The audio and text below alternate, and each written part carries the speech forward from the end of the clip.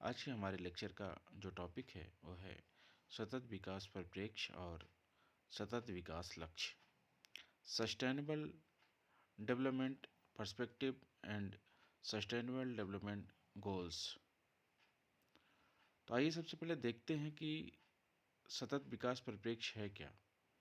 सतत विकास परिप्रेक्ष्य विकास की ऐसी पद्धति है जो एक तरफ तो लोगों को बेहतर जीवन अवसर एवं जीवन स्तर उपलब्ध कराती है, वहीं दूसरी ओर विकास प्रक्रिया के नकारात्मक प्रभावों की संभावनाओं को भी कम करती है। यह विकास की अवधारणा को विस्तारित करने से संबंधित है। यह सामाजिक विकास के एक अंग के रूप में लोगों के मध्य जागरूकता को भी शामिल करता है ताकि वे पर्यावरण संरक्षण की अनिवार्यता के प्रति संवेदनशील हो सकें।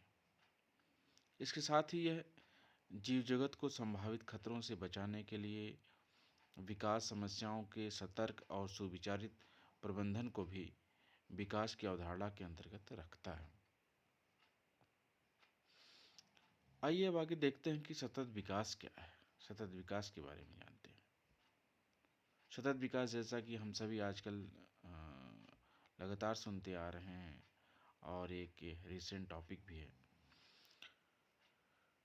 सतत विकास पर्यावरणीय चेतना से युक्त समृद्धि के प्रोत्साहन और समृद्धि की सीमा की बहस ने सतत विकास की अवधारणा का मार्ग प्रशस्त किया।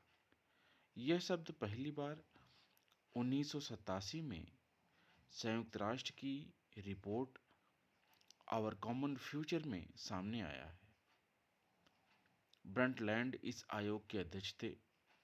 इस आयोग ने सतत विकास को भावी पीढ़ियों की अपनी आवश्यकता को पूरी करने की क्षमता से समझौता किए बगैर वर्तमान की ज़रूरत को पूरा करने के रूप में परिभाषित किया है।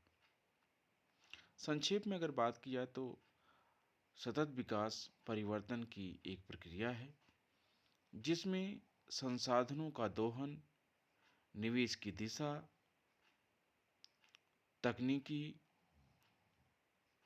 विकास का उन्मुखीकरण और संस्थागत परिवर्तन सभी सामंजस्य में हैं।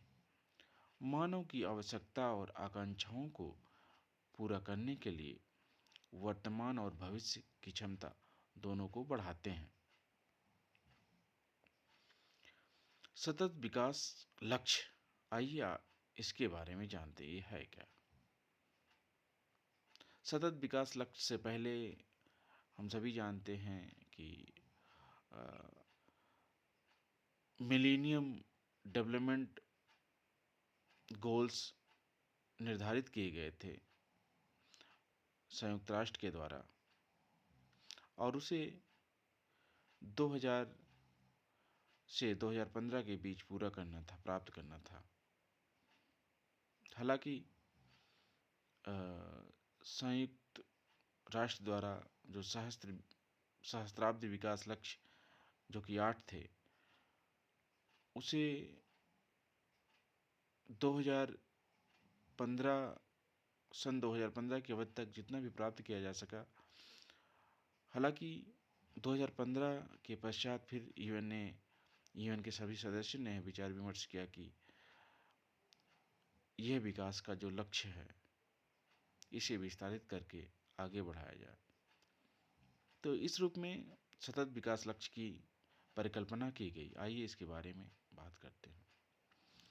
संयुक्त राष्ट्र सहस्त्राब्दी विकास लक्ष्य जो कि 8 थे, उसे प्राप्त करने की अवधि 2015 में समाप्त हो गई।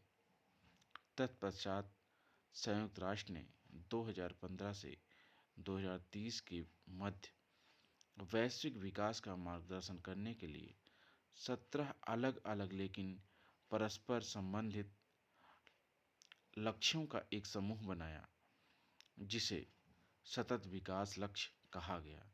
इस प्रकार देखा जाए तो सतत विकास लक्ष्य जो थे वह 17 थे। इन 17 सतत विकास लक्ष्यों के साथ ही साथ कुल मिलाकर 169 उपलक्ष्य थे। जिनमें कुल 232 उपसंकेतक भी थे।